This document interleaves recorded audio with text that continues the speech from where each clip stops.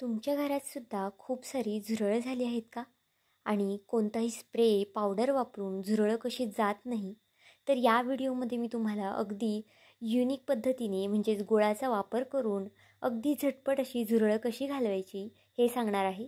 फक्त आठवड्यातून किंवा महिन्यातून 2दाच तुम्हाला हे करायचं आहे आणि तुमच्या घरातली सगळी झुरळं गायब होणार नाही आणि खूप वर्ष झुरळं दिसणारसुद्धा नाही. ही मी 100% गॅरंटी देते. त्यामुळे व्हिडिओ नक्कीच शेवटपर्यंत पहा. तर चला थोडाही वेळ न घालवता आपल्या सगळ्याच टिप्सकडे वळूयात. या व्हिडिओमध्ये तुम्हाला खूप जास्त उपयोगी अशा मी टिप्स सांगणार आहे आणि खूप जास्त महत्त्वाच्या आहेत ह्या सगळ्याच टिप्स. आता घरामध्ये आपल्याकडे कापूस वगैरे तर नक्कीच अवेलेबल असतं. तर बघा मी थोडासा कापूस घेतलेला आहे आणि इथे थोडंसं मी खोबरेल तेल यामध्ये ओतून घेतलेलं आहे. आता जर तुमच्याकडे हे खोबरेल तेल नसेल तर तुमच्या घरात कोणतंही तेल असेल तरी चालेल. तर इथे पाहू शकता अशा पद्धतीने 3 ते 4 थेंब मी कापसावरती घालून घेतलेले आहेत. आता जर ऐनवेळी कापूस घरात नसेल तर तुम्ही एखाद्या रुमालावरती हे थेंब घातले तरी चालणार आहे. आता आपल्या घरामध्ये अशा पद्धतीचे स्विच बोर्ड तर सगळ्यांकडेच असतात आणि ते पाणी लावून घासायचं म्हटलं की रिस्कसुद्धा खूप जास्त असते, कारण की ओलसर असतं. त्यामुळे आपण शक्यतो पाण्याने घासत नाही आणि मग ते स्विच बोर्ड जे असतात ते तसेच खराब राहतात. तर बघा सुरुवातीला इथे तुम्ही पाहू शकता आपला जो बोर्ड आहे तो खूप जास्त काळा पडलेला आहे आणि तेलकट वगैरे डागसुद्धा असतात. आता जर किचनपासला जर बोर्ड असेल तर त्याला खूप जास्त चिकट तेलकट असे डाग असतात आणि ते पाण्याने आपण शक्यतो धुवत नाही, कारण की करंट वगैरे लागण्याची खूप जास्त भीती असते. तर अशा पद्धतीने अगदी तुम्ही जे स्विच बोर्ड असतात ते अगदी चकचकीत करू शकता. बघा जे तेलाचा आपण कापूस केला होता ना त्याने अशा पद्धतीने आपल्याला हे रगडून घ्यायचं आहे. यावरती जास्त सुद्धा जोरात रगडायचं नाही, अगदी हलक्या हाताने तुम्ही हे केलं ना तरी सुद्धा आपला जो बोर्ड आहे तो अगदी छान असा निघला जातो.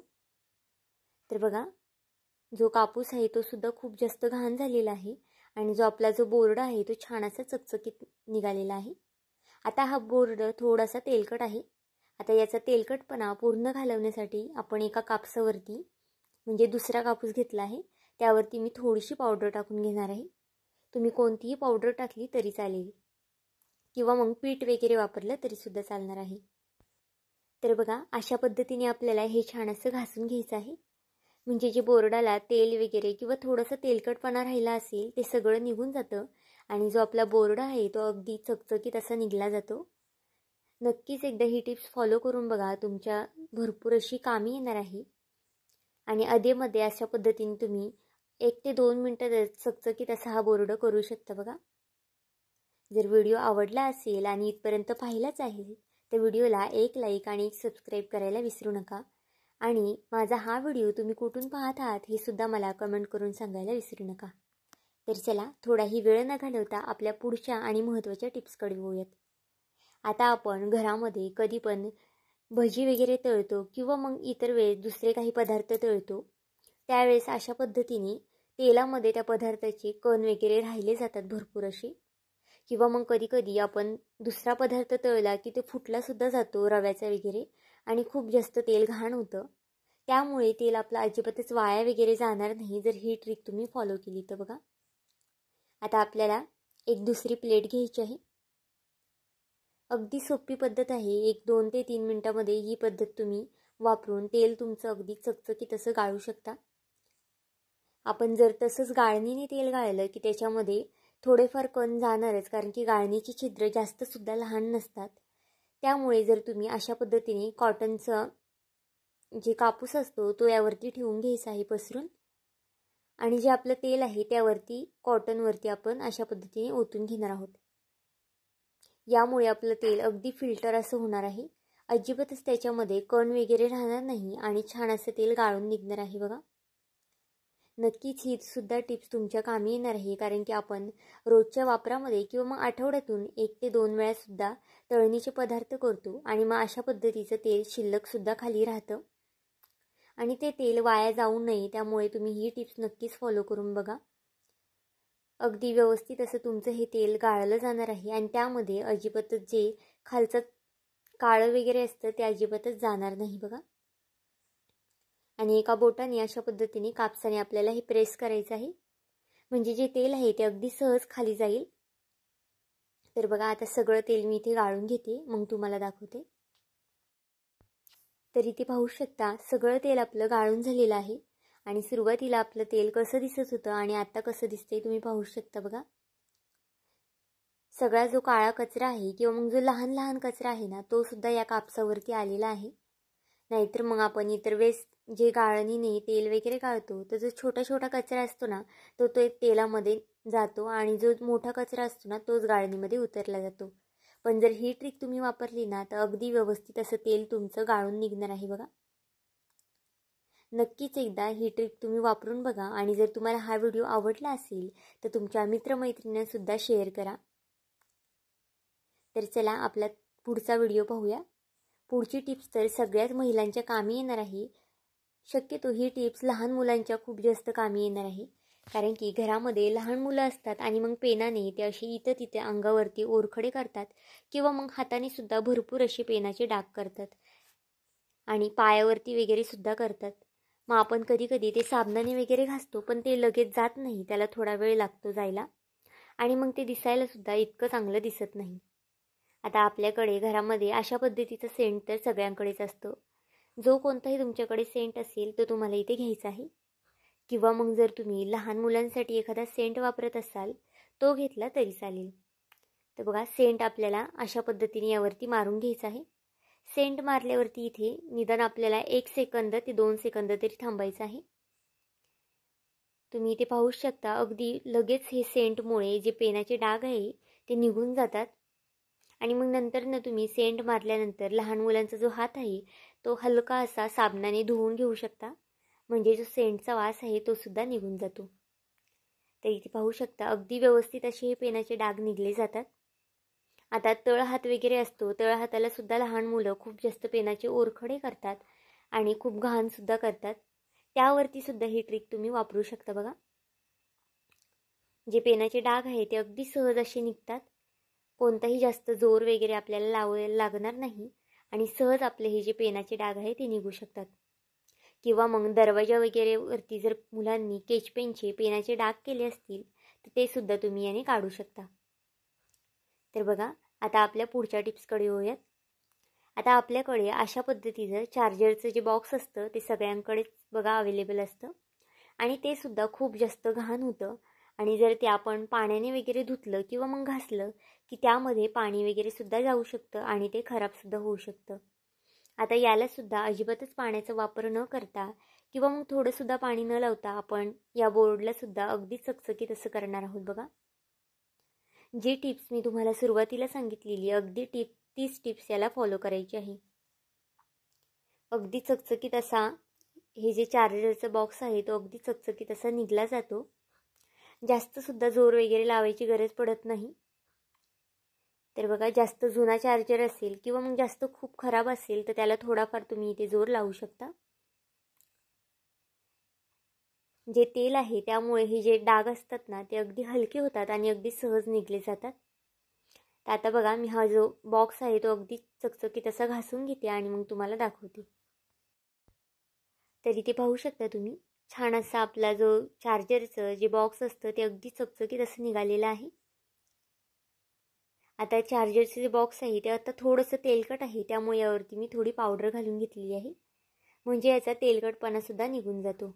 तुम्ही पावडर नाही घातली मग कोरड्या फडक्याने एकदम व्यवस्थित असं पुसून घेतलं तरी चालेल, पण अशा पद्धतीने पावडरनी पुसलं की अजिबातच तेलकटपणा वगैरे राहत नाही आणि व्यवस्थित असा अजून जास्त बॉक्स आपलंही निघलं जातं. नक्कीच एकदा ही सुद्धा टिप्स ट्राय करून बघा, तुमच्या खूप जास्त उपयोगी येणार आहे. आणि व्हिडिओ थोडा जरी आवडला असेल तर नक्कीच व्हिडिओला 1 लाईक आणि 1 सबस्क्राईब नक्कीच करा, कारण की नवीन यूट्यूबरसाठी तुमचं 1 लाईक 1 सबस्क्राईब हे खूप जास्त मोलाचं असतं. तर चला आपला थोडाही वेळ न घालवता पुढच्या टिप्सकडे येऊयात. पुढची टिप्स तर सगळ्याच महिलांच्या कामी येणार आहे. आता आपल्याकडे भरपूर अशा साड्या असतात आणि मग आपण ते कपाटामध्ये बेडमध्ये व्यवस्थित अशा ठेवतो, पण तरीसुद्धा त्या नीट ठेवल्या जात नाही आणि मग एक साडी काढली की दुसरी साडी पडते आणि त्याची घडीसुद्धा विस्कटली जाते.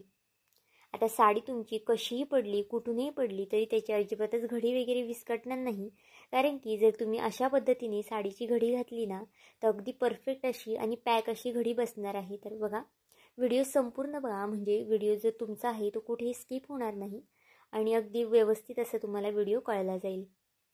तर बघा, व्हिडिओ दाखवते त्या पद्धतीने अगदी तुम्ही साडी फोल्ड करून घ्या. अगदी सोपी पद्धत आहे. जर तुम्ही एकदा करायला लागले ना तर 1 मिनिटात एक साडी तुमची घडी करून होणार आहे. तर इथे पाहू शकता अगदी व्यवस्थित असं आपल्याला हे या पॉकेटमध्ये घालून घ्यायचं आहे. अशी छान अशी आपली साडी पॅक होते आणि अजिबातच याची घडी वगैरे विस्कटत नाही. आणि आता ही साडी तुम्ही कपाटात ठेवली किंवा मग एखाद्या पिशवीमध्ये वगैरे ठेवली आणि जर ती साडी तुम्ही काढायला गेले ना तर त्याची घडी वगैरे विस्कटणार नाही आणि अगदी जशीच्या तशी ही घडी राहणार आहे. आता बघा, आपल्याला ब्लाऊजसुद्धा यामध्ये ठेवून घ्यायचा आहे, म्हणजे ब्लाऊज इकडे तिकडे सुद्धा जाणार नाही आणि व्यवस्थित असा या साडीमध्ये राहिला जाईल. बघा, नक्कीच एकदा ही सुद्धा टिप्स ट्राय करून बघा. तुम्हाला जर आवडली तर नक्कीच एकदा करून बघा आणि मला कमेंट करून सांगायला विसरू नका. तर चला, थोडाही वेळ न घालवता आपल्या पुढच्या टिप्सकडे येऊयात. आपली जी पुढची टिप्स आहे ना ती लहान मुलांसाठी खूप जास्त उपयोगी येणार आहे. तर आता आपण घरामध्ये लहान मुलांचे कपडेसुद्धा कपाटामध्ये वगैरे ठेवतो किंवा मग ड्रॉवरमध्ये ठेवतो किंवा मग ट्रॅव्हलिंगमध्ये सुद्धा आपल्याला घेऊन जायचे असतात. आणि शक्यतो लहान मुलांची कपडे असली की आपल्या मोठ्यालांपेक्षा जास्त प्रमाणात असतात आणि मग त्याची घडी वगैरे घालायला आपल्याला इतकी व्यवस्थित जमत नाही आणि जरी घातली तरी इकडे तिकडे पॅन्ट टी शर्ट जातो. त्यामुळे तुम्ही त्याची अशा पद्धतीने घडी नक्कीच घालू शकता. म्हणजे एका जागेवरती त्याची पॅन्ट आणि टी शर्ट तुम्हाला एकाच जागेवरती सापडेल आणि इकडे तिकडे सुद्धा जाणार नाही. आणि मुख्य म्हणजे याची घडीसुद्धा अजिबातच विस्कटणार नाही. बघा, अगदी व्यवस्थित अशी याची घडी तयार होते. आता ही घडी तुम्ही त्यांच्या कपाटामध्ये सुद्धा अशा पद्धतीने व्यवस्थित लावून ठेवू शकता, म्हणजे त्यांना सुद्धा काढायला अगदी सोपं जाईल आणि घ्यायला सुद्धा ठेवायला सुद्धा सोपं जाईल. नक्कीच एकदा ही सुद्धा टिप्स तुम्ही ट्राय करून बघा. तर चला आपल्या पुढच्या टिप्सकडे येऊयात. आता बघा, आपण कधी कधी किचनमध्ये असतो, मग आपल्याला फोन वगैरे सुद्धा बघायचा असतो काम करता करता किंवा मग इतर वेळेस मूवी वगैरे पाहायची असते. त्यावेळेस आपल्याला फोनचं स्टँड वगैरे आपल्याकडे कधी कधी अवेलेबल असतं किंवा मग असलं तरी ते सापडत नाही. आता घरामध्ये चार्जर तर सगळ्यांकडेच असतो.